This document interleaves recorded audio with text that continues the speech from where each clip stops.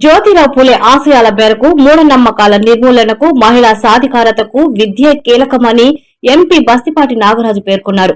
రాజకీయ ప్రాధాన్యత మరియు చట్టాలు త్వరలోనే పార్లమెంట్లో మహిళా బిల్లు ఆమోదం పొందనుందని, బీసీల రక్షణ కోసం ప్రత్యేక చట్టం అమలులోకి రానుందని ఆయన వెల్లడించారు.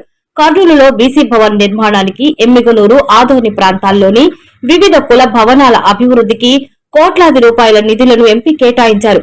ఈ సమావేశంలో జిల్లా joint collector Noorul Qamar, BC welfare అధికారిని ప్రసూన, బీసీ ఈడీ జాకీర్ హుసేన్, జిల్లా తెలుగుదేశం పార్టీ అధ్యక్షులు గుడిసే కృష్ణమ్మ, కురువ కార్పొరేషన్ చైర్మన్ మాన్వి దేవేంద్రప్ప, వివిధ కార్పొరేషన్ డైరెక్టర్లు, బీసీ వివిధ సంఘాల నాయకులు పాల్గొన్నారు.